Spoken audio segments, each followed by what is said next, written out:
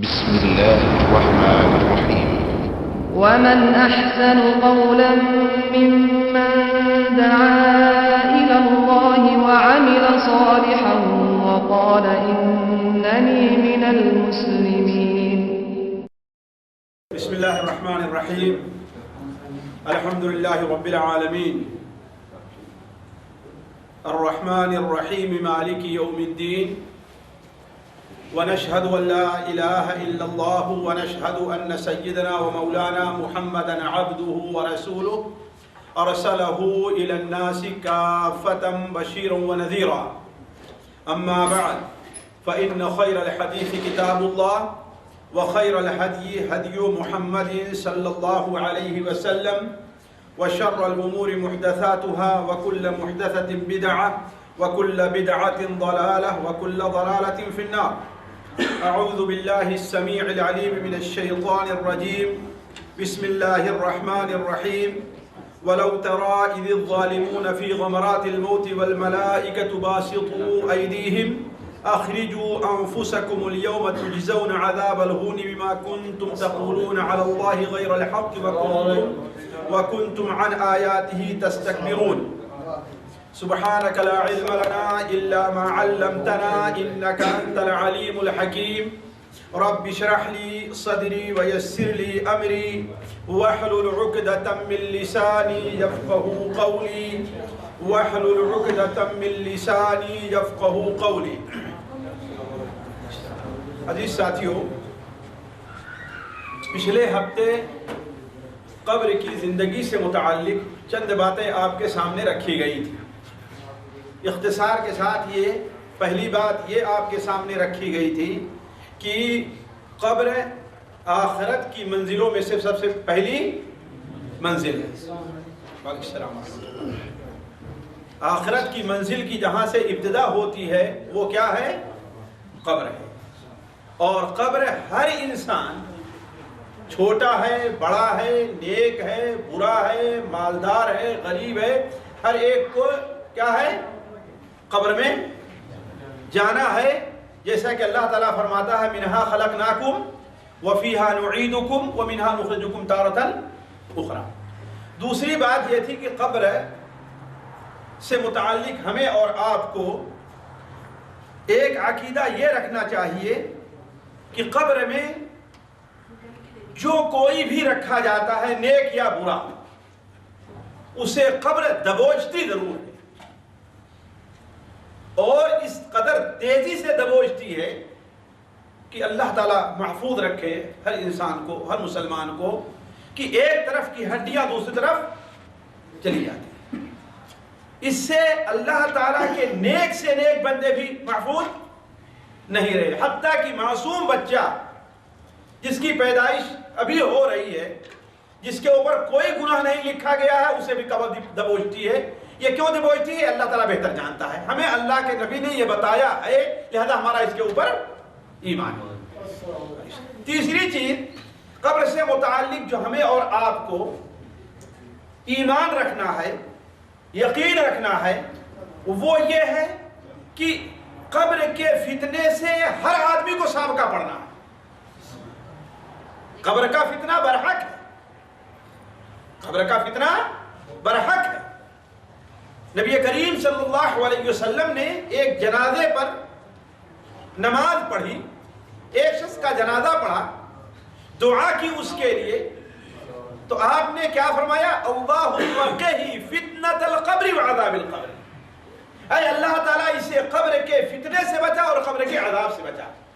معلوم یہ ہوا قبر کا فتنہ اور ہے اور قبر کا عذاب اور ہے. یہ بات تفصیل سے پچھلے ہفتے ہو چکی ہے. چوتھی بات، قبر سے متعلق جس چیز پر ایمان رکھنا واجب ہے وہ یہ تھا کہ قبر میں سوال اور سوال ہوتا. ہر ایک سے سوال ہوگا، ہر ایک سے سوال ہوگا. مسلمان سے بھی ہوگا اور کافر سے بھی ہوگا، اچھے لوگوں سے بھی ہوگا اور برے لوگوں سے بھی ہوگا، نیک سے بھی ہوگا اور ہر ایک سے سوال ہوگا. اور سوال سے متعلق یہ بات بتائی گئی تھی کہ سوال صرف عقیدے سے متعلق ہوگا، بس سوال جو ہوگا وہ صرف عقیدے سے متعلق، ایمان سے متعلق ہوگا. باقی دوسرے اعمال جو ہیں نماز، روزہ، حج، زکوٰۃ، اس سے متعلق سوال نہیں ہوگا. البتہ کامیاب وہی ہوگا جواب دینے میں جو ان تمام چیزوں پر عامل ہوگا. لیکن جہاں تک سوال ہوگا قبر میں کس سے ہوگا؟ صرف عقیدے سے متعلق. وہ 3 سوال ہیں. وہ کیا ہیں ساتھیوں؟ جی کون سوال ہے؟ 3. ہاں، تمہارا رب کون ہے، اور تمہارا دین کیا ہے، اور تمہارے نبی اور رسول کیا. یہ 3 سوال ہوں گے، اس کے علاوہ اور کوئی سوال نہیں ہوگا. 5ویں چیز جو قبر سے متعلق ہمیں اور آپ کو ایمان رکھنا چاہیے وہ ہے عذاب قبر، جس کا ذکر مقدمے کے طور پر پچھلی مجلس میں آ چکا ہے کہ قبر کے اندر عذاب بھی ہوتا ہے اور قبر کے اندر لوگوں کو آرام بھی ملے گا، ہے نا. قبر جنت کی کیاریوں میں سے ایک کیاری بھی ہے اور قبر جہنم کے گڑھوں میں سے ایک گڑھا بھی. قبر بہت کشادہ بھی ہے جہاں تک انسان کی نظر جائے، اور بہت تنگ بھی ہے کہ ایک طرف کی ہڈی دوسری طرف پہنچ جائے. اس پر ہمارا اور آپ کا ایمان ہے. البتہ میرے ذہن سے بات نہ نکل جائے، قبر سے متعلق، عذاب سے متعلق ایک بات اور ذکر کر دوں، پھر اس کے بعد قبر کے عذاب کی طرف آتا ہوں. کہ قبر کا عذاب کچھ لوگوں کے لیے جن پر ہے،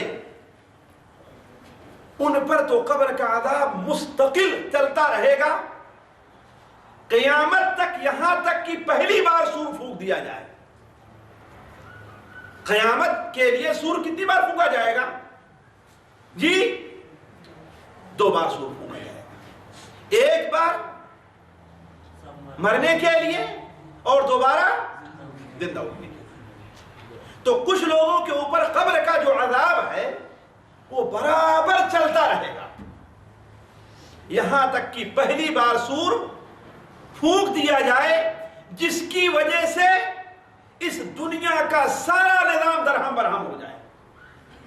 نہ سورج رہ جائے، نہ چاند رہ جائے، نہ پہاڑ رہ جائیں، نہ کہیں خشکی ہے نہ کہیں پر دریا ہے. سارا نظام کیا ہے؟ برابر ہو جائے گا. یہاں تک کہ قبر میں جو مردے گڑے ہوئے ہیں وہ اوپر پھینک دیے جائیں گے. وَإِذَا الْقُبُورُ بُعْثِرَتْ، وَإِذَا الْقُبُورُ بُعْثِرَتْ، جس دن قبروں کو کیا ہے؟ اکھیڑ دیا جائے گا. تو پہلا قسم کا عذاب یہ ہے. دوسرا قسم کا عذاب یہ، اور یہ عذاب کافروں کو ہوگا، مشرکوں کو ہوگا، منافقین کو ہوگا، یا وہ لوگ جو صرف نام کے مسلمان تھے. البتہ قبر کا عذاب کی دوسری قسم وہ ہے جو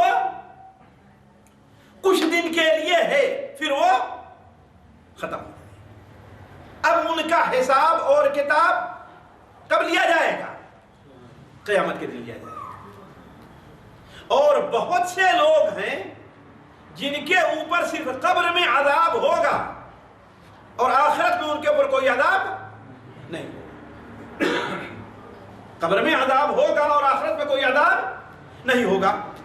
اس کی سب سے واضح دلیل طبرانی کبیر میں حضرت عبداللہ ابن عمر رضی اللہ تعالیٰ عنہما سے مروی ہے. امام طحاوی رحمہ اللہ کی کتاب شرح مشکل الآثار میں اور ابو الشیخ الاصفہانی کی التوبیخ میں ایک صحابی سے مروی ہے کہ نبی کریم صلی اللہ علیہ وسلم نے بیان فرمایا. ساتھیوں سچ بتاؤں یہ حدیث ہم میں سے ہر شخص کے یاد رکھنے کی ہے اور اس پر غور کرے انسان، توجہ دے انسان. آپ نے بیان فرمایا کہ قبر میں ایک شخص پر اللہ تعالیٰ کی طرف سے حکم ہوتا ہے کہ 100 کوڑے مارے جائیں. اللہ یہ بتا رہا ہوں کچھ لوگوں کا عذاب ایسا ہی کچھ دن رہے گا اور اب ان کے گناہ کے عوض ہوگا. 1 دن چلے، 2 دن چلے، 3 دن چلے، 1 ہفتہ، 1 سال، 4 سال، 50 سال، یہ اللہ بہتر جانتا ہے. لیکن یہ ہے کہ کچھ دن رہ کر کے وہ عذاب کیا ہے؟ ختم ہو جائے گا. تو آپ صلی اللہ علیہ وسلم نے ارشاد فرمایا کہ قبر میں ایک شخص کے اوپر اللہ تعالیٰ کی طرف سے یہ فیصلہ ہوتا ہے کہ اسے کتنے کوڑے مارے جائیں؟ 100 کوڑے مارے جائیں. وہ رونے لگتا ہے. ظاہر بات وہاں کوئی بچانے والا نہیں ہے، کوئی مدد کرنے والا وہاں پر نہیں ہے. صرف اللہ تبارک و تعالیٰ سے التجا کے علاوہ اور کوئی دوسری راہ نہیں ہے. وہ دعائیں کرتا ہے، التجا کرتا ہے، عاجزی کرتا ہے کہ اے رب معاف کر دے، اے رب بخش دے مجھ کو، اے رب مجھے اس سے محفوظ رکھ. لیکن آخر میں فرشتے کہتے ہیں کہ کم سے کم 1 کوڑے کی سزا تو تمہیں چکنی ہے، کم سے کم 1 کوڑا. اب ظاہر بات ہے وہ کیا کرے؟ راضی ہو یا راضی نہ ہو، اسے 1 کوڑا سہنا ہے.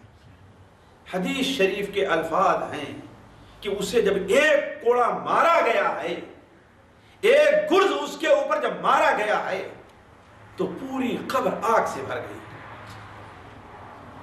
پوری قبر آگ سے بھر گئی. پھر تھوڑی دیر کے بعد اسے افاقہ ہوتا ہے.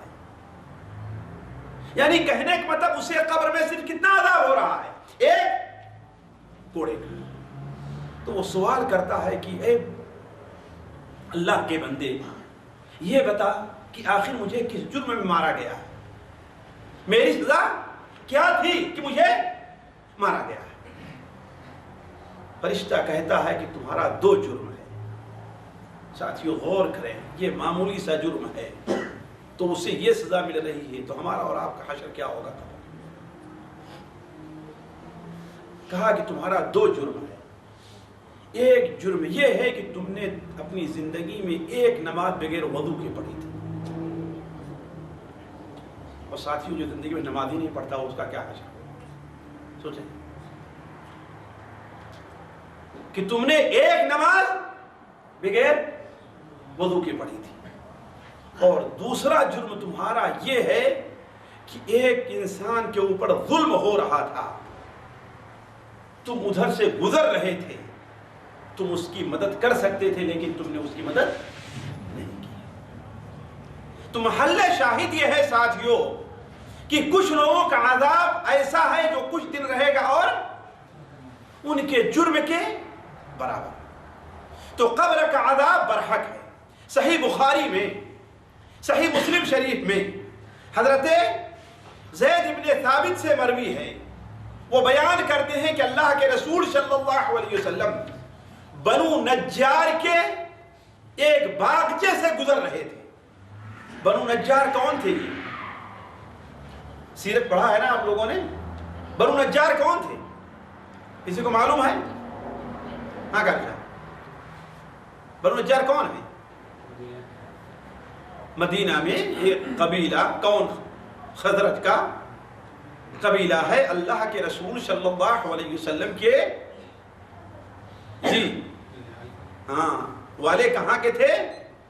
بنو نجار کے تھے، بنو نجار کے تھے، ہے نا. تو وہاں کے باغچے سے آپ کا گزر ہوا. آپ صلی اللہ علیہ وسلم ایک خچر کے اوپر سوار تھے. اچانک وہ خچر بھٹکا وہاں سے اور ایسا خطرہ لاحق ہوا کہ نبی کریم صلی اللہ علیہ وسلم کہیں گر نہ جائیں. پھر آپ نے دیکھا کہ وہاں پتہ نہیں 4 ہیں 7 ہیں یا 8 ہیں، کتنی قبریں وہاں پر. آپ نے پوچھا کہ یہ کس کی قبر ہے؟ کسی کو معلوم ہے؟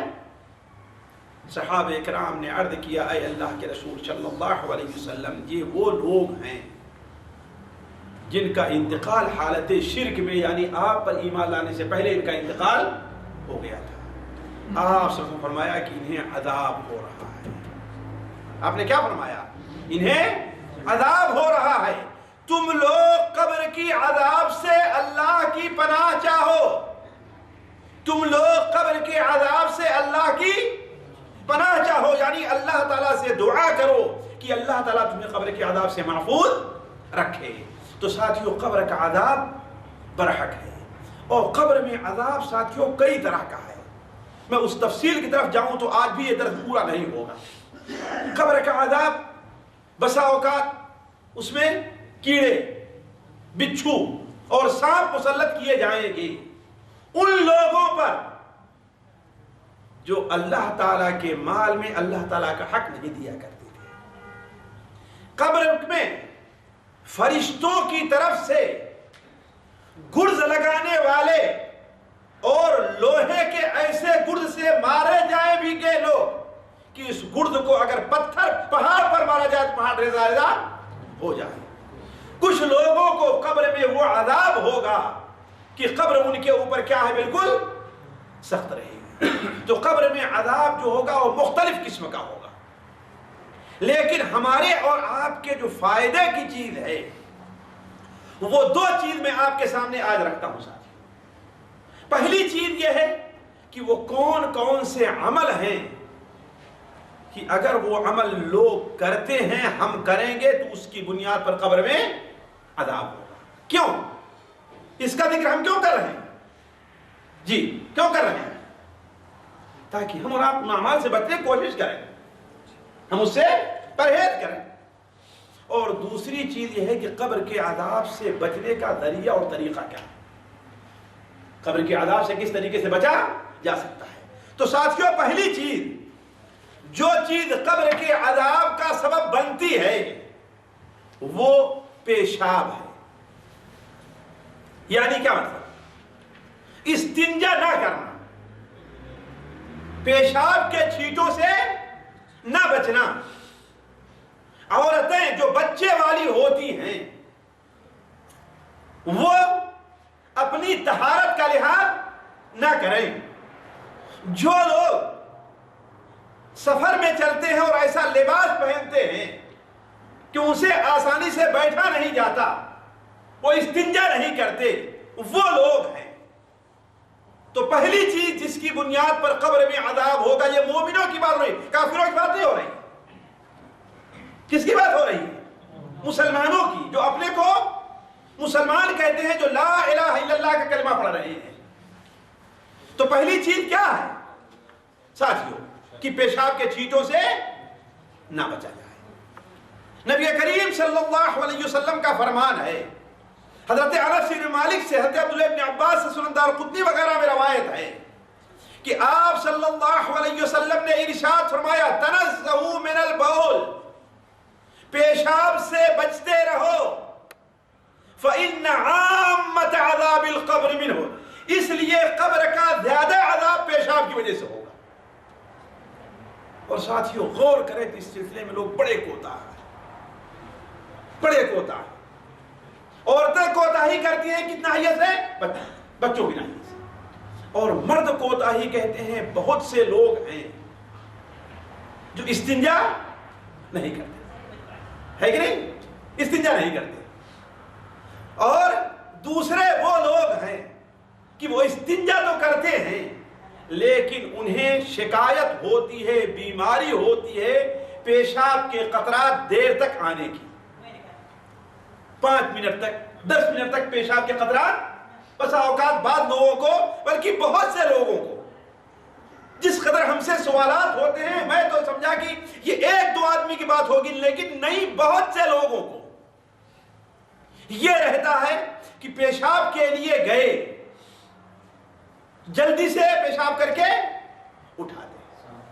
حالانکہ پیشاب کے قطرے کی شکایت، بلکہ بسا اوقات یہاں تک لوگوں نے کہا کہ نماز پیشاب کر کے یا وضو نماز پڑھ کے مسجد میں رہتے ہیں، رکوع میں گئے تو ایسا لگتا ہے کہ یہاں پیشاب کا قطرہ نکل رہا ہے۔ بہت سے لوگوں کو یہ شکایت ہوتی۔ تو یہ چیز کیا ہے؟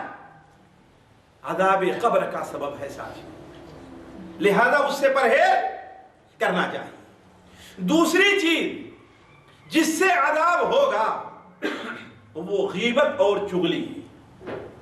غیبت اور غیبت کس کو کہتے ہیں؟ اپنے بھائی کی پیٹھ پیچھے برائی بیان کی جائے، پیٹھ پیچھے اس کے کوئی ایسی بات کہی جائے جو اس کو بری لگی اگر سن لیتا ہے تو مثال کے طور پر آپ کا کوئی ساتھی ہے، وہ ابھی نیا آیا ہے، وہ آپ کے ساتھ کام کرتا ہے لیکن کام میں وہ فٹ نہیں ہے، تو آپ آپس میں بیٹھے ہیں تو کہیں کہ پتہ نہیں کیا آیا، اس کو کام ہی نہیں آتا ہے۔ یہ چیز بھی جو بلکہ بہت عام ہے، یہ چیز بھی غیبت میں داخل ہے۔ کیوں؟ اس لیے کہ اگر وہ سنے تو اس کو تکلیف ہوگی کہ تکلیف نہیں ہوگی؟ حتیٰ کہ اگر آپ یہ کہتے ہیں کہ وہ جو کپڑا پہنتا ہے بہت گندا رہتا ہے، اس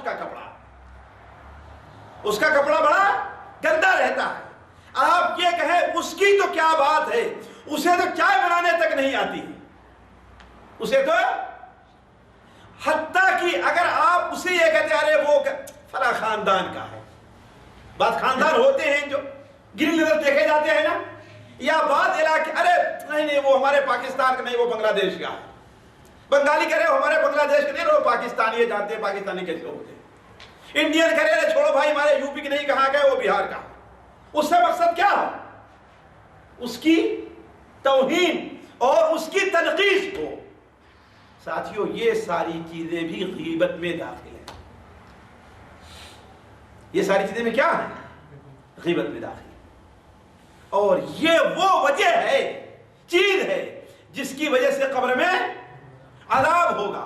سنن ابو داؤد میں حضرت انس روایت ہے کہ اللہ کے رسول صلی اللہ علیہ وسلم جب معراج میں تشریف لے گئے تھے تو اس موقع پر آپ کو کچھ ایسے لوگ دکھائے گئے جن کے ناخون بڑے بڑے ہیں اور تانبے کے ہیں۔ کس کے ہیں؟ تانبے کے ناخون ہیں، اور وہ اپنے منہ کو اور اپنے جسم کے گوشت کو نوچ کر کے خود کھا رہے ہیں۔ آپ صلی اللہ علیہ وسلم نے پوچھا اے جبرائیل یہ کون سے لوگ ہیں؟ تو حضرت جبرائیل نے کہا یہ وہ لوگ ہیں جو لوگوں کی دنیا میں غیبت کرتے تھے، مردہ کو۔ تو یہ دونوں چیزیں ساتھیوں، غیبت اور چغلی اور پیشاب کے چھینٹوں سے نہ بچنا، یہ کیا ہے؟ قبر میں عذاب کا سبب ہے۔ اس کی سب سے واضح دلیل صحیح بخاری میں، صحیح مسلم میں حضرت عبداللہ ابن عباس رضی اللہ تعالیٰ عنہما سے روایت ہے کہ نبی کریم صلی اللہ علیہ وسلم کا گزر دو قبروں کے پاس سے ہوا جنہیں ابھی تازہ دفن کیا گیا تھا۔ ظاہر بات اس کا مطلب کیا تھے؟ وہ مسلمان تھے اور صحابہ میں تھے۔ ذرا آپ اس پر غور کریں، سوچیں آپ کون سے تھے؟ مسلمان تھے، اور نبی کریم صلی اللہ علیہ وسلم کا زمانہ پایا ہے، آپ کو دیکھا ہے۔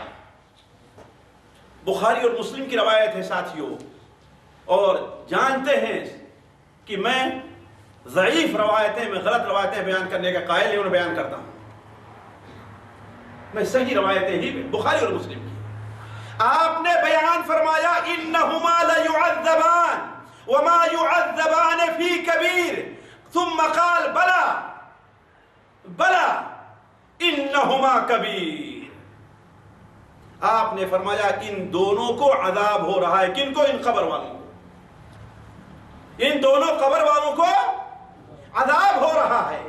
اللہ تعالیٰ نے اپنے نبی کو بتلا دیا کہ ہاں ان قبر والوں کو عذاب ہو رہا ہے۔ آپ نے فرمایا ان دونوں کو عذاب ہو رہا ہے لیکن کسی بڑے گناہ کی وجہ سے عذاب نہیں ہو رہا ہے۔ اس کے بعد آپ نے کہا نہیں ہے بڑے گناہ، لیکن ان دونوں گناہوں سے بچنا کوئی مشکل نہیں تھا۔ ہیں تو یہ بڑے گناہ، لیکن ان سے بچنا کوئی مشکل نہیں تھا۔ ساتھیوں وہ دو گناہ کون تھے؟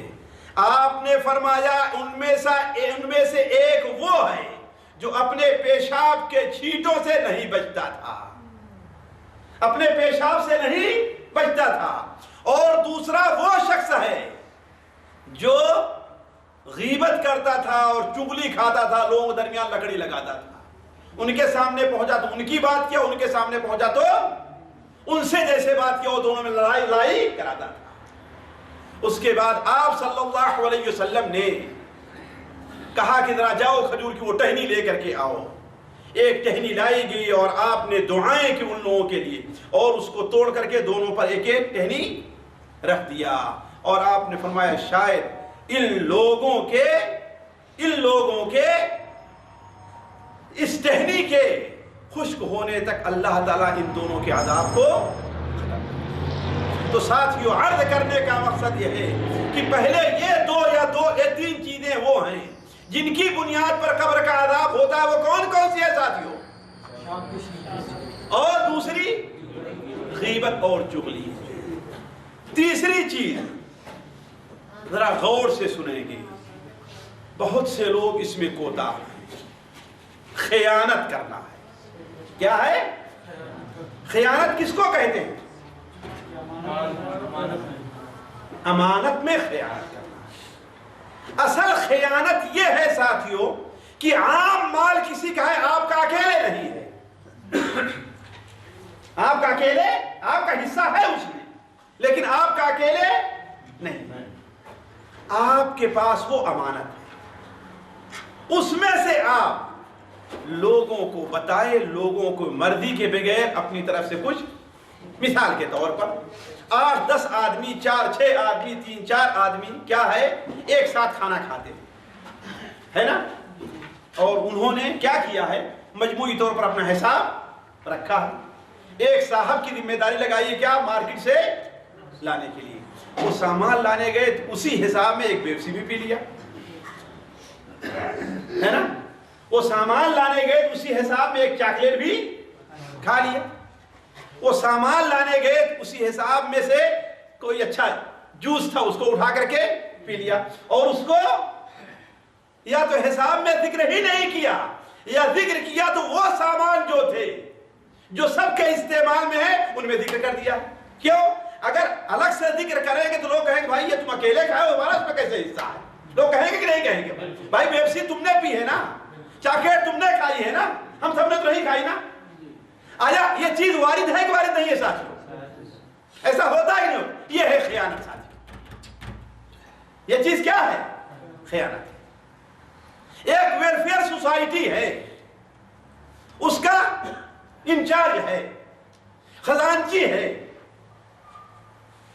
اس میں سے جو پیسے جمع ہے غریبوں پر مسکینوں پر تقسیم کرنے کے لیے، اس میں سے وہ کیا ہے خود بھی اور حساب کے اندر خرد برد کر دے رہا ہے کہ نہیں؟ ایسی بہت سی مثالیں ہو سکتی ہیں، صرف یہ رکھ لیجئے کہ وہ مال جو عام لوگوں کا ہے، کسی ایک آدمی کا خاص نہیں ہے، آپ کا اپنا ہے، چاہے جیسے آپ خیرت کیجئے اس پہ کوئی خیرت نہیں ہے نہیں؟ سارے کی آپ پیپسی پی جائیے، سارے کی آپ چاکلیٹ کھائیے، ہے نا، اگر فضول خرچی تو اللہ آپ سے حساب لینے والا دنیا میں کوئی ہے کہ نہیں؟ لیکن وہ مال جو مشترکہ ہے اس میں سے کچھ لینا اور دینا تمام کی رضامندی کے بغیر، یہی چیز کیا ہے ساتھیوں؟ یہ وہ عذاب ہے جس کے اوپر قیامت میں بھی نہیں بلکہ قبر کے اندر بھی عذاب، یہ وہ عمل ہے۔ اور ایسا نہیں ہے، نبی کریم صلی اللہ علیہ وسلم کے زمانے میں آپ کے ساتھ جہاد کرنے والا، آپ کے ساتھ تلوار چلانے والا، آپ کے پیچھے نماز پڑھنے والا، وہ اگر یہ کام کرتا تو اسے بھی اللہ تعالیٰ قبر میں عذاب دیتا ہے۔ تو ہم اور آپ کہاں گئے ساتھیوں؟ تو کہنے کا مطلب کہ اس سے بچنے کی ضرورت ہے۔ صحیح بخاری میں، صحیح مسلم شریف میں، سنن ابو داؤد میں حضرت ابو ہریرہ رضی اللہ تعالیٰ عنہ سے روایت ہے کہ جب خیبر فتح ہوا یعنی 7ویں ہجری میں، وہاں پر ہم لوگوں کو روپے پیسے نہیں ملے تھے، ہمیں زمین ملی تھی، ہمیں کچھ سامان ملے تھے، یہی کچھ ملا تھا۔ تو اس میں آپ صلی اللہ علیہ وسلم کا ایک غلام تھا جسے بنو ضباب کے کسی شخص نے آپ کو ہدیہ دیا تھا، جسے مدعم کہا جاتا تھا۔ اچانک ہم لوگ کہیں جا رہے تھے تو اچانک ایک تیر آتا ہے اور اسے لگا اور وہ شہید ہو گیا، اسے وہ شہید ہو گیا۔ لوگوں نے کہا مبارک ہو اس کو شہادت۔ کیا کہا؟ اسے شہادت مبارک ہو۔ آپ صلی اللہ علیہ وسلم نے ارشاد فرمایا، نہیں، اس ذات کی قسم جس کے ہاتھ میں میری جان ہے، خیبر کے موقع پر جو چادر اس نے چرا لی تھی مال غنیمت سے، جو چادر مال غنیمت سے ابھی مال غنیمت تقسیم نہیں کیا گیا اس میں سے لے لی تھی اس نے، وہ اس کے اوپر قبر میں آگ بن کر کے جل رہی ہے، وہ اس کے اوپر قبر میں آگ بن کر کے جل رہی ہے۔ آپ صلی اللہ علیہ وسلم یہ فرما رہے تھے کہ ایک دوسرے صحابی بھاگے ہوئے آتے ہیں، ان کے ساتھ 2 تسمے تھے۔ تسمہ جانتے ہیں نا، یہ جوتا جس سے باندھا جاتا ہے کتنا معمولی ہوتا ساتھیوں، اس کی کیا قیمت ہوگی؟ وہ لے کر کے بھاگ کر کے کہ اللہ کے رسول اتنا بڑا جرم ہے، یہ لے لیا، ہم نے بھی لے لیا تھا۔ آپ نے فرمایا تم آگ کے 2 تسمے لے آ رہے ہو یا آگ کا 1 تسمہ لے کر کے آ رہے ہو؟ تو عرض کرنے کا مقصد یہ ہے ساتھیوں کہ مال غنیمت میں سے خیانت کرنا، عام مال سے خیانت کرنا، یہ بھی قبر میں عذاب کا سبب ہے۔ چوتھی چیز، 5ویں چیز، 6ٹھی چیز اور 7ویں چیز، 3 چیزیں ہوئی نا، پیشاب، غیبت اور چغلی اور خیانت۔ چوتھی چیز جھوٹ بولنا۔ ساتھیوں باتیں بہت ہیں لیکن جان بوجھ کر کے میں انہی چیزوں کا ذکر کر رہا ہوں جس میں عام طور پر لوگ ملوث رہتے ہیں، صرف یہ بتانے کے لیے کہ ہمیں پرہیز کرنا چاہیے اس سے۔ جھوٹ بولنا، نماز سے غفلت برتنا، نماز سے غفلت برتنا، اسی کے ساتھ یا ایک چیز اور ملا لیجئے، قرآن نہ پڑھنا یا قرآن پڑھ کر کے اسے بھول جانا، اس کے مطابق عمل نہ کرنا، اور ایک چیز کیا ہے؟ زنا کرنا اور سود کھانا، اور سود کھانا، یعنی پھر سن لیجئے، جھوٹ بولنا، نماز سے غفلت برتنا، نماز کا وقت ہے اور سوئے رہنا۔ ابھی ہر ایک کی دلیل دوں گا ساتھیوں، میں اپنی طرف کوئی بات نہیں کہہ رہا ہوں، جو ہمارے نبی حضرت محمد صلی اللہ علیہ وسلم نے بتایا ہے وہی میں آپ کے سامنے رکھ رہا ہوں۔ نماز سے غفلت برتنا اور قرآن کو نہ پڑھنا یا پڑھ کر کے بھول جانا، قرآن کے اندر ایک حکم کو جاننا، اس پر عمل نہ کرنا، اور زنا کرنا اور سود کھانا۔ یہ 4 یا 5 کام جو ہیں یہ بھی کہاں ہیں؟ قبر میں عذاب کا سبب ہے۔ اب آپ کہیں گے اس کی دلیل کیا ہے؟ جی ہاں، صحیح بخاری شریف کی روایت ہے۔ صحیح بخاری شریف کا نام سنا ہے نا آپ لوگوں نے؟ جی، کون مسلمان ہوگا جو نہیں سنا ہوگا؟ قرآن کے بعد سب سے صحیح کتاب کون سی ہے؟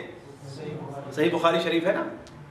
اس میں حضرت سمرہ ابن جندب کی روایت ہے، وہ بیان فرماتے ہیں کہ نبی کریم صلی اللہ علیہ وسلم، بڑی لمبی حدیث ہے ساتھیوں، کبھی اس حدیث کو پورا آپ لوگوں کے سامنے اس کا ترجمہ اس پر دست رکھیں گے، لیکن صرف ابھی یہ چیز سن لیجیے۔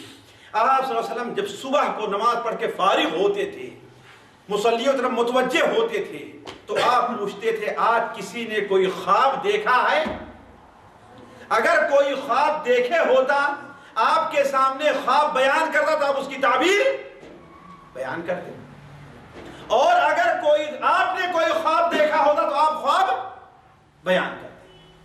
تو صحابہ کرام سے کسی نے کہا کہ ہم نے خواب، کسی نے نہیں کہا کہ ہم نے خواب دیکھا ہے، لہذا آپ نے کہا کہ آج ہم نے ایک خواب دیکھا ہے۔ کس نے دیکھا ہے خواب ساتھیوں؟ جی، آپ کا خواب سچا ہوتا ہے کہ ہمارے آپ کا جھوٹا ہوتا ہے؟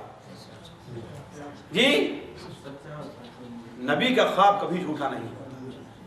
نبی کا خواب کیا ہوتا ہے؟ اللہ کی طرف سے وحی ہوتا ہے۔ حضرت ابراہیم علیہ السلام کو خواب ہی میں دکھایا گیا تھا کہ اپنے بیٹے کو ذبح کر رہے ہیں، ہے نا؟ یہ کہہ کے تھوڑی چھوڑ دیا کہ ہاں بھائی یہ تو خواب ہے،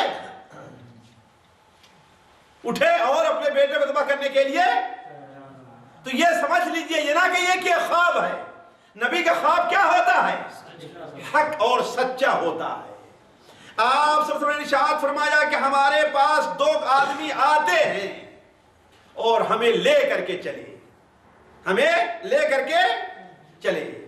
جا رہے ہیں تو کہا کہ ایک ویران جگہ میں لے کر کے گئے، اچانک ہمیں ایک ایسا آدمی ملتا ہے، ایک ایسا آدمی جو چت لیٹا ہوا ہے، جو چت لیٹا ہوا ہے. ذرا غور سے سنیں گے.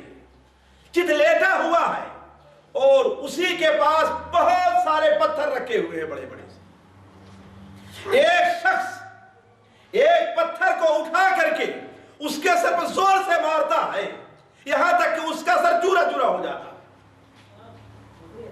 اور مار اتنی تیز تھی کہ وہ پتھر لڑا کر کے دور چلا جاتا ہے. وہ شخص بھاگتا ہوا جاتا ہے دوبارہ پتھر لانے کے لیے، اور جب واپس لے کر کے آتا ہے تو اتنی دیر میں اس کا سر پھر برابر ہو گیا اللہ کی قدرت سے. پھر دوبارہ مارتا ہے اور دوبارہ اس کا سر چورا چورا ہو جاتا ہے، اور پھر پتھر دور چلا جاتا ہے اور جا کر کے لے آتا ہے. آپ پڑھیں سبحان اللہ سبحان اللہ سبحان اللہ. آخر اس سے یہ عذاب کیوں ہو رہا ہے؟ آپ کے ساتھ جو 2 صحابی دو فرشتے تھے، انہوں نے کہا آگے چلیے آگے چلیے.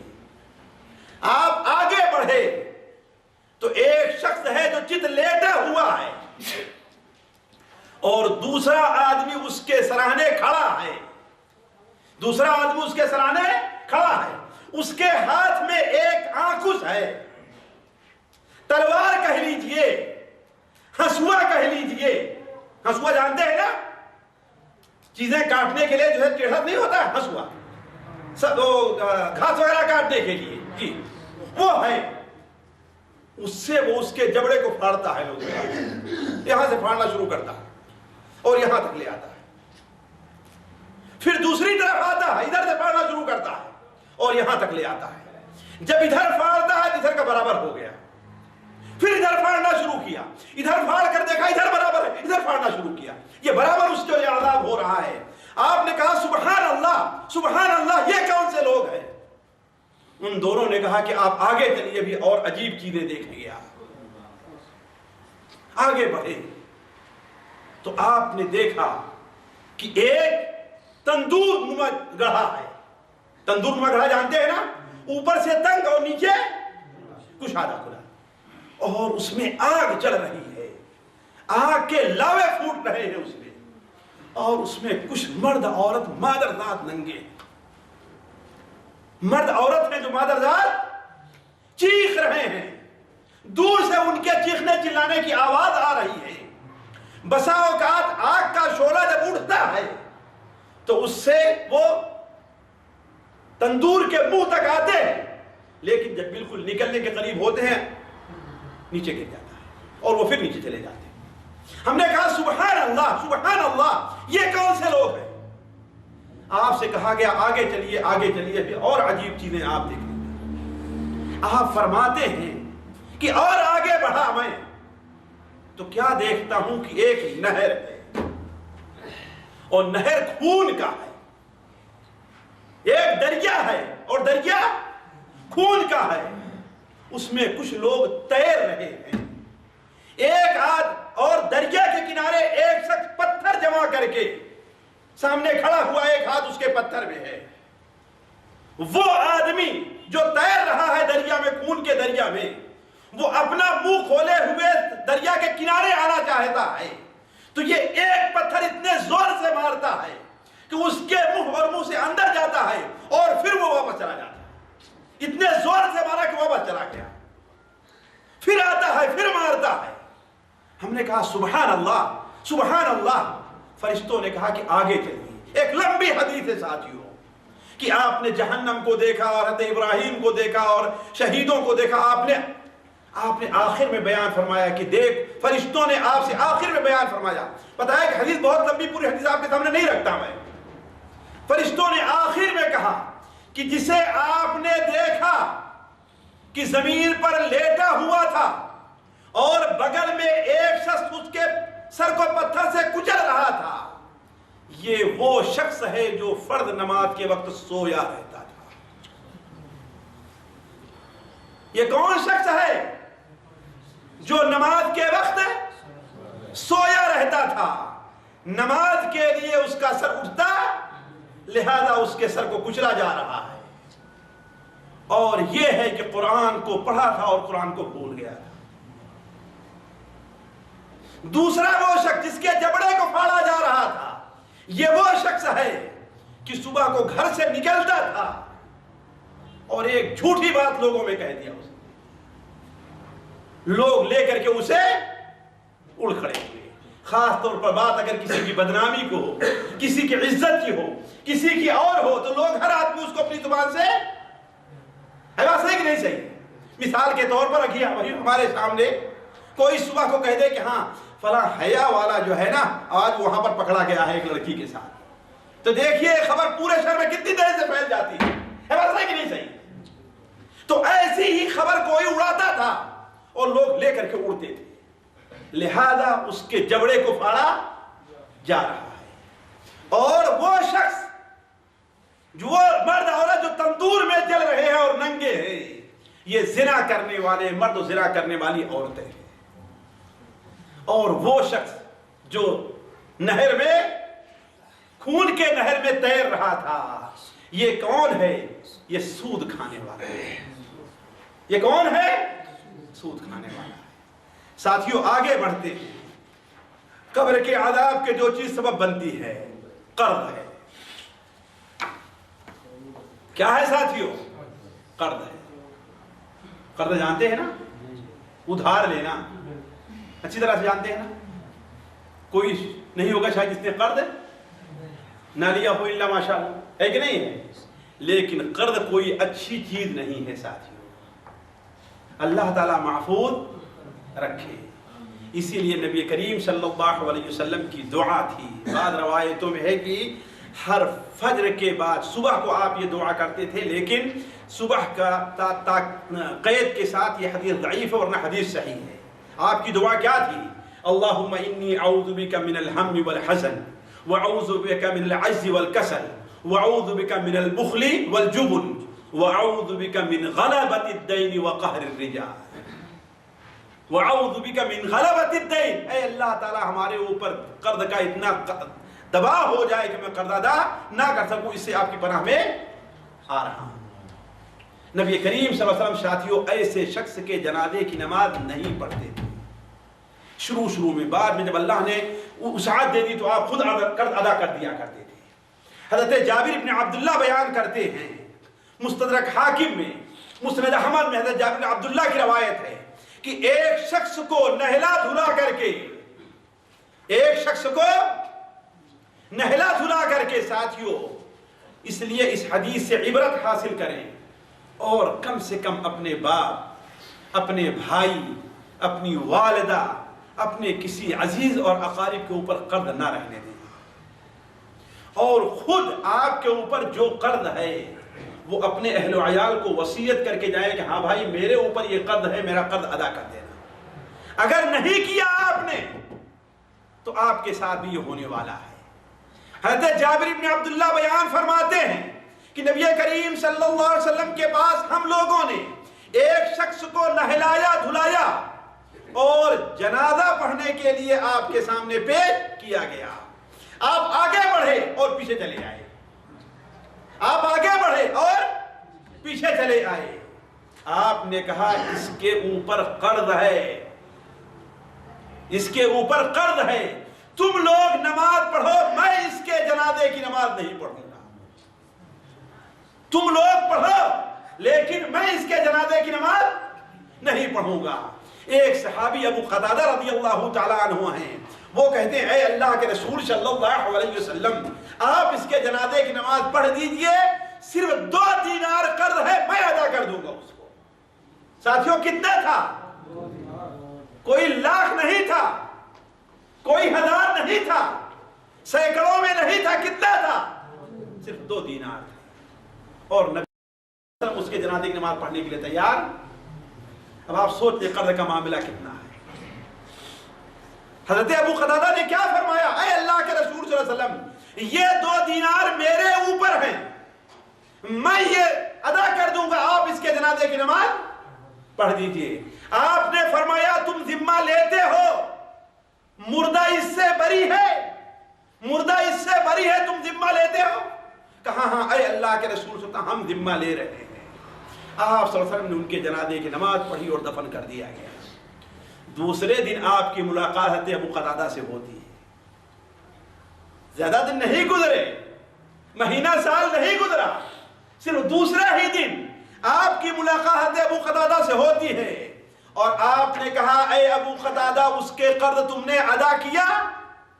کہا اے اللہ کے رسول، کل ہی کی تو بات ہے، اتنا جلدی کیا ہے؟ پھر اس کے بعد دوسرے دن ملے، آپ نے فرمایا تم نے اس کا قرض ادا کیا؟ کہا اے اللہ کے رسول صلی اللہ علیہ وسلم، ہم نے ادا کر دیا ہے۔ آپ نے فرمایا اب جا کر کے اس کا چمڑا ٹھنڈا ہوا ہے، ورنہ اس کے اوپر آگ جل رہی تھی۔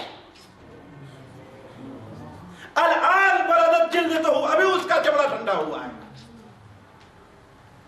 تو ساتھیوں، قرض کا معاملہ بڑا اہم ہے۔ اس قسم کے بہت سے واقعات عہد نبوی کے ہیں کہ آپ صلی اللہ علیہ وسلم نے قرض کے معاملے میں کوئی رو رعایت نہیں برتی ہے۔ اسی طریقے سے ساتھیوں، جو چیز ہمارے ہاں عام ہے اور عذاب قبر کا سبب بنتی ہے، وہ کیا ہے؟ اہل و عیال اور بچوں کا رونا اور پیٹنا ہے۔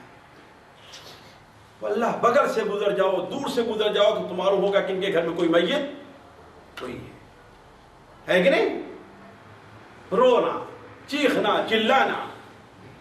اللہ کے بندے، چلا گیا ہے چلا گیا، رونا منع نہیں ہے، لیکن چیخنا اور چلانا اور ماتم کرنا، ارے ہمارا سب لٹ گیا ہے، ارے میری دنیا اندھیری ہو گئی ہے، اب میرا کیا رہ گیا ہے، کیوں چھوڑ کر کے چلے گئے، کس کے لیے ہمیں چھوڑا ہے کہ نہیں؟ ایسا کرتے ہیں نہیں کرتے؟ یہ ایسی چیز ہے جو کیا ہے؟ قبر میں عذاب کا سبب ہے۔ نبی کریم صلی اللہ علیہ وسلم کا فرمان ہے کہ میت کو اس کے عزیز اور اقارب جو اس کے اوپر روتے ہیں، اس کے بدلے انہیں کیا ہے؟ میت کو عذاب دیا جاتا ہے۔ کہاں؟ قبر میں عذاب دیا جاتا ہے۔ بلکہ حضرت ابو موسیٰ اشعری رضی اللہ تعالیٰ عنہ کی روایت ہے کہ جو انسان کوئی مر جاتا ہے اور اس کے مرنے پر اس کی طرف سے رونے والے کہتے ہیں واہ جبلا، واہ سیدہ، چیخ پکار، ارے فلان، ارے فلاں، ارے فلاں، کہاں چلے گئے ہمیں چھوڑ کر کے، ہمیں کس کے لیے چھوڑ کر کے گئے ہو؟ تو ایک فرشتہ آ کر کے اسے ٹوچ لگاتا ہے، کہتا تو ایسا ہی تھا اس کے لیے، تو ہی اس کی پرورش کرتا تھا، تو ہی اس کا رب ہے، اللہ اس کے لیے نہیں۔ تو میت کے اوپر چیخنا اور چلانا یہ بھی عذاب قبر کا سبب ہے۔ اور ساتھیوں، اور بھی چیزیں ہیں، لیکن وقت زیادہ ہونے کی وجہ سے چند باتیں میں آپ کے سامنے وہ رکھتا ہوں کہ ہم اگر اس کا اہتمام کر لیں تو عذاب قبر سے کس طریقے سے ہم بچ سکتے ہیں۔ اور ساتھیوں دیکھیے، اللہ نے کوئی ایسا ہمیں حکم نہیں دیا جو کوئی مشکل ہو، ہم آسانی سے، پہلی چیز، سب سے پہلی چیز جس سے ہم عذاب قبر سے بچ سکتے ہیں وہ آپ لوگ آسانی سمجھ سکتے ہیں کہ قبر میں سب سے سوال کس چیز سے متعلق ہوگا؟ جی، ایمان سے متعلق۔ لہذا ہم اپنے ایمان کو درست کر لیں۔ بس اللہ کے بارے میں ہمارا ایمان کیسا ہونا چاہیے، اللہ کے رسولوں کے بارے میں ہمارا ایمان ہے کہ نہیں، اللہ کے نبی فرشتوں کے بارے میں ہمارا ایمان ہے کہ نہیں، آخرت کے بارے میں ہمارا ایمان، اچھی اور بری تقدیر کے بارے میں ہمارا ایمان، اللہ کی کتابوں ہے کہ نہیں، ہم اس کی اصلاح کر لیں۔ اسی لیے ساتھیوں، آپ لوگ جانتے ہیں کہ میں ہمیشہ اس پر بہت زور دیتا ہوں، اس پر بہت زور دیتا ہوں کہ ہر مسلمان کے اوپر اس کے کھانے سے، اس کے پینے سے زیادہ ضروری اور واجب ہے کہ وہ حدیث جبرائیل کو جس میں دین کے تینوں درجات بیان ہوئے ہیں، یعنی اسلام، ایمان اور احسان، اس کو سیکھے، اس کے بارے میں معلومات کرے۔ ہم کہتے تو ہیں کہ ہم یہ مانتے ہیں کہ نماز کیا ہے، اسلام کا رکن ہے، لیکن نماز کیا کیا؟ مانا نہیں مانا۔ ہم تو کہتے ہیں، ہم گواہی دیتے ہیں کہ اللہ کے علاوہ کوئی عبادت کے لائق نہیں ہے، پڑھتے ہی نہیں پڑھتے، لیکن ساری عبادتیں ہماری، چاہے مال کی عبادت ہے، دل کی عبادت، ساری کس کے لیے ہوتی ہیں؟ غیر اللہ کے لیے۔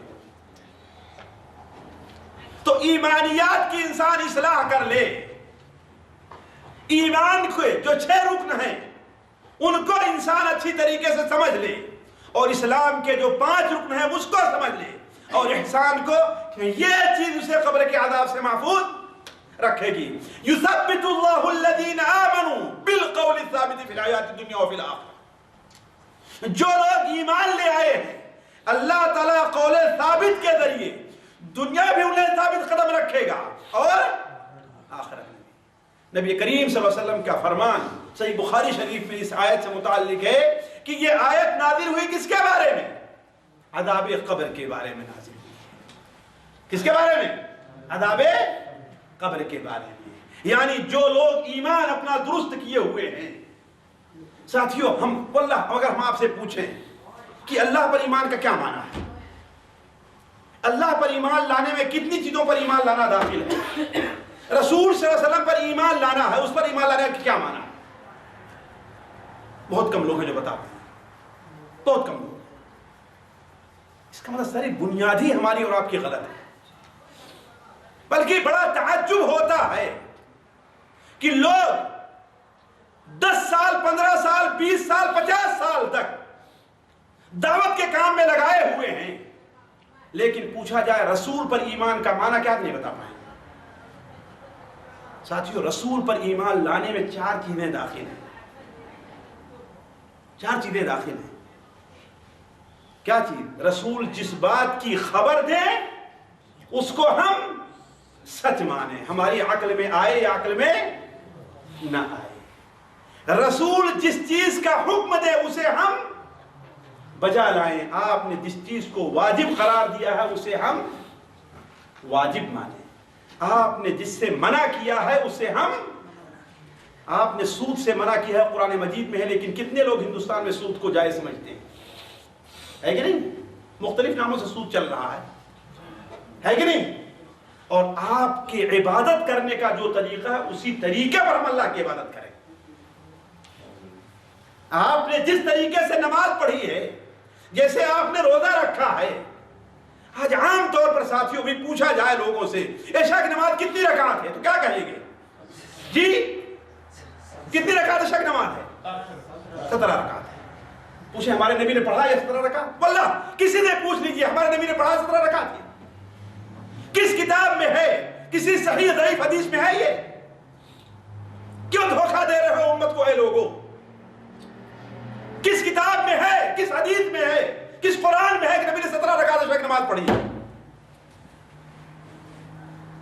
تو رسول پر ایمان لانے میں یہ بھی داخل ہے کہ انسان اسی طریقے سے اللہ کی عبادت کرے جس طریقے پر کس نے عبادت کی ہے؟ ہمارے رسول نے کی ہے۔ آپ صلی اللہ علیہ وسلم نے ظہر کی فرض نماز کتنی رکعت پڑھی ہے؟ جی اگر کوئی 5 پڑھے تو کیا کہیں گے آپ اس کو؟ جی غلط کہیں گے نا؟ غلط کہیں گے کیوں؟ رسول کے طریقے کے تو پوچھا نہیں کہ اللہ کی 17 رکعت پڑھی ہے عشاء کی نماز؟ ظہر کی نماز آپ نے کہیں 12 رکعت اتنا کتنی نماز ظہر کی نماز 12 یا 14 ہے نا؟ کہیں پڑھی ہے آپ نے؟ پوچھا کس کتاب میں ہلا کر کے دکھائے کوئی 17 رکعت مجھے؟ تو عرض کرنے کا مقصد یہ ہے کہ رسول پر ایمان لانے میں یہ بھی داخل ہے کہ رسول نے جو چیز جہاں کیا ہے وہاں ہم کریں گے، اور جو چیز جہاں پر چھوڑ دیا ہے وہاں پر ہم، مثال کے طور پر نبی کریم صلی اللہ علیہ وسلم نے دعا میں ہاتھ اٹھایا ہے نا؟ لیکن آپ نے دونوں سجدوں کے بیچ میں دعا کی ہے کہ نہیں کی ہے ساتھیوں؟ دعا کی ہے نا؟ وہ کون سی دعا ہے جی؟ اللہم اغفر لی، ہے نا؟ اے اللہ تم مجھے بخش دے، ہے کہ نہیں دعا؟ لیکن یہاں آپ نے ہاتھ نہیں اٹھایا ہے، لہذا ہم یہاں ہاتھ نہیں اٹھائیں گے. جہاں آپ نے ہاتھ اٹھایا وہاں ہاتھ اٹھائیں گے، اور جہاں ہاتھ نہیں اٹھایا وہاں پر ہم ہاتھ نہیں اٹھائیں گے. نبی کریم صلی اللہ علیہ وسلم نے فرض نماز کے بعد تسبیحات پڑھی ہیں، آیت الکرسی پڑھنے کا حکم دیا ہے، لیکن ہاتھ اٹھا کے دعا کرنے کا حکم کہیں نہیں دیا یہاں، کہیں نہیں دیا ہاتھ اٹھا دعا کرنے کا. لیکن سنتیں آپ کی چھوٹی ہوئی ہیں اور بدعتیں ہم نے ایجاد کیا ہوا. تو عرض کرنے کا مقصد یہ ہے ساتھیوں، بری نہ لگے میری بات، یہ ہے کہ ایمانیات کو درست رکھنا یہ عذاب قبر کے سے بچنے کا سب سے بڑا سبب ہے. اور ایمان میں رسول پر ایمان لانا داخل ہے کہ نہیں داخل ہے ساتھیوں؟ تو رسول پر ایمان لانے میں کتنی چیزیں داخل ہیں؟ 4 چیزیں داخل ہیں. آپ کی ساری باتیں سچی مانی جائیں، آپ کا جو حکم ہے اسے حق مانا جائے، بجا لایا جائے، آپ نے جس چیز سے روکا ہے اسے حق مانا جائے اور اسے چھوڑ دیا جائے، اور آپ نے جس طریقے پر عبادت کی ہے اسی طریقے پر اللہ تعالیٰ کی ہم عبادت کریں. خیر یہ بات کی بات ہے. دوسری چیز جس سے انسان قبر کے عذاب سے بچ سکتا ہے وہ کثرت سے نیک اعمال ہے. وہ کثرت سے نماز ہے، روزہ ہے، حج ہے، زکوٰۃ ہے. وقت زیادہ ہو رہا ہے اس لیے اس کی تفصیل میں جانے سے پہلے صرف ایک حدیث آپ کے سامنے رکھتا ہوں. صحیح ابن حبان میں، صحیح طبرانی اوسط میں اور دیگر کتب حدیث میں حضرت ابو ہریرہ رضی اللہ تعالیٰ عنہ سے مروی ہے کہ نبی کریم صلی اللہ علیہ وسلم نے ارشاد فرمایا، جب مردے کو قبر میں دفن کیا جاتا ہے اور لوگ ابھی اتنی دور بھی نہیں گئے رہتے کہ مردہ ابھی ان کے جی سنا ہے نا جوتوں کی آواز سنتا رہتا ہے کہ 2 فرشتے آتے ہیں. آپ نے فرمایا نماز اس کے سراہنے کھڑی ہو جاتی ہے، روزہ اس کی دائیں طرف ہوتا ہے، زکوٰۃ اس کے بائیں طرف ہوتی ہے، اور نیک اعمال اس کے پیر کے پاس ہوتے ہیں. جب فرشتہ اس کے سر کے پاس سے آتا ہے نماز کہتی ادھر سے جانے کی گنجائش نہیں ہے، دائیں طرف سے روزہ کہتا ادھر سے جانے کی گنجائش نہیں ہے، زکوٰۃ کہتی ادھر سے جانے کی گنجائش نہیں ہے، نیک اعمال کہتے ادھر سے جانے کی گنجائش نہیں ہے. اسی لیے اسے بڑے احترام سے دور سے بلاتا ہے، اٹھ کر کے بیٹھ جاؤ سوال کرنے کے لیے. حدیث لمبی ہے ساتھیوں، بڑی عبرت کی ہے، لیکن وقت نہیں پوری حدیث آپ کے سامنے میں رکھوں. عرض یہ کرنا ہے کہ نیک اعمال عذاب قبر سے بچاتے ہیں. جس کے پاس نماز نہیں ہے، جس کے پاس روزہ نہیں ہے، اسے قبر سے عذاب سے بچانے والی کون سی چیز ہوگی ساتھیوں؟ یہ ہمیں دھوکے میں رکھا گیا ہے کہ کسی پیر کے ہاتھ پر بیعت کر لو وہ قبر میں آ جائیں گے. جھوٹے ہیں، مکار ہیں یہ لوگ. واللہ کسی کے ملک الموت سے دوستی نہیں ہے کہ کسی سے رشتہ داری ہے ان کی، کسی سے ان کی دوستی اور رشتہ داری نہیں ہے. وہاں کیا چیز کام آنے والی ہے؟ اپنا نیک عمل کام آنے والا ہے. اسی طریقے ساتھیوں اللہ تبارک و تعالیٰ سے انسان پناہ طلب کرے. کس چیز کی؟ قبر کے عذاب سے. اللہ سے دعا کرتا ہے اے اللہ قبر کے عذاب سے میں محفوظ رکھ. خاص طور پر ساتھیوں کب؟ ہر فرض نماز کے وقت. کب؟ ہر فرض نماز میں، بلکہ ہر نماز میں. فرض ہے سنت ہے.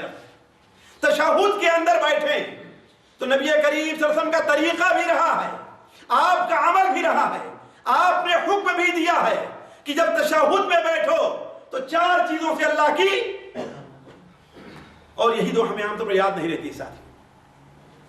اسی لیے ہم اپنے لوگوں کو کہتے ہیں، قاری صاحب شیخ القرآن میں، کہ یہ دعا ضرور یاد کراؤ لوگوں کو، یہ دعا ضرور یاد کراؤ. بخاری میں ہے، مسلم میں، تمام کتب حدیث میں موجود ہے کہ وہ 4 چیزیں کیا ہیں. اے اللہ تعالیٰ میں قبر کے عذاب سے، جہنم کے عذاب سے پناہ چاہتا ہوں، دجال کے فتنے سے پناہ چاہتا ہوں، اور موت اور زندگی سے تیری پناہ میں. اسی لیے اللہم انی اعوذ بک من عذاب القبر واعوذ بک من عذاب جہنم واعوذ بک من شر فتنة المسیح الدجال واعوذ بک من فتنة المحیا والممات. ساتھیو یہ 4 چیزوں سے ہر نماز میں آپ پناہ مانگیں. اس کے معنی کو سمجھ کر امید ہے کہ اللہ تعالیٰ اس کے ذریعے آپ کو قبر کے عذاب سے محفوظ رکھے گا. کہیے انشاءاللہ. انشاءاللہ. اور آخری چیز ساتھیو، سورہ ملک کی تلاوت بھی سونے سے پہلے قبر کے عذاب سے بچاتی ہے. جو بھائی یاد کر سکتے ہیں وہ یاد کر لیں، جو یاد نہیں کر سکتے ہیں ساتھیو ہمیں آخرت دنیا سے زیادہ عزیز ہونی چاہیے. قبر کے عذاب کا خوف رکھنا چاہیے. ایمان آخرت پر ایمان میں داخل ہے کہ ہم اور آپ سونے سے پہلے ٹھیک ہے وضو کریں، استنجا کریں، وضو کریں اور قرآن لے کر کے بیٹھ جائیں اور سورہ ملک مشکل سے ساتھیوں 5 منٹ بھی نہیں لگے گا. جن کو یاد ہے ان کو 2-3 منٹ اس کو پڑھ لیتے ہیں. 29واں پارہ جہاں سے تبارک الذی بیدہ الملک. کیوں؟ اس لیے کہ یہ سورت کیا ہے؟ عذاب قبر سے محفوظ. سنن ترمذی میں ہے. ایک صحابی بیان کرتے ہیں کہ اللہ کے رسول، ایک صحابی کہیں باہر میدان میں گئے اور وہاں پر خیمہ لگا لیا. وہاں پر خیمہ لگایا. انہیں معلوم نہیں تھا کہ یہاں کوئی قبر ہے. ظاہر بات ہے ویران جگہ میں جہاں پر کیا ہو. کہتے ہیں وہ سوئے ہوئے تھے. سر کے نیچے سے انہیں آواز آتی ہے کوئی آدمی سورہ ملک کی تلاوت کر رہا ہے. تبارک الذی بیدہ الملک وہو علی کل شیء قدیر. یا خواب دیکھتے ہیں وہ اور آخر تک پڑھ لے گیا. صبح اٹھے تو دیکھتے ہیں یار یہاں تو قبر ہے. وہاں سے خیمہ اپنا دور رکھا اور جا کر جب نے نبی کریم صلی اللہ علیہ وسلم سے یہ قصہ بتایا تو آپ نے فرمایا ہی المانعہ ہی المنجیہ تنجیہ من عذاب القبر. یہ عذاب قبر سے روکنے والی ہے، یہ عذاب قبر سے نجات دینے والی ہے. اس لیے خود نبی کریم صلی اللہ علیہ وسلم جیسا کہتے عائشہ بیان فرماتی، سنن ترمذی مسند احمد میں ہے، یا حضرت جابر بن عبداللہ کی روایت ہے کہ اللہ کے رسول صلی اللہ علیہ وسلم سونے سے پہلے الف لام میم سجدہ اور تبارک الذی بیدہ الملک ضرور پڑھا کرتے تھے.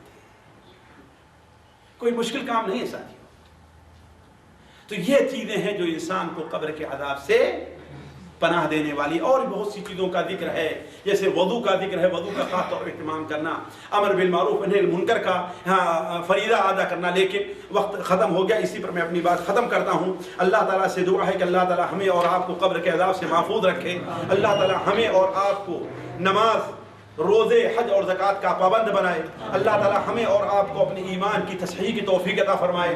اللہ تبارک و تعالیٰ ہمیں اور آپ کو ہر اس کام سے بچائے جو قبر کے عذاب کا سبب بنتے ہیں. اللہ تعالیٰ ہمیں جھوٹ سے بچائے، چوری سے بچائے، خیانت سے بچائے، نماز چھوڑنے سے بچائے، چغل خوری سے بچائے، پیشاب کے چھینٹوں سے بچنے کی توفیق عطا فرمائے. اللہ تعالیٰ ہمارا اور آپ کا خاتمہ بالخیر کرے. اللہ تعالیٰ ہماری قبر کو جنت کی کیاریوں میں سے ایک کیاری بنا دے. اللہ تعالیٰ ہماری قبر کو جہنم کی گڑھوں میں سے کوئی گاڑ نہ بڑھائے.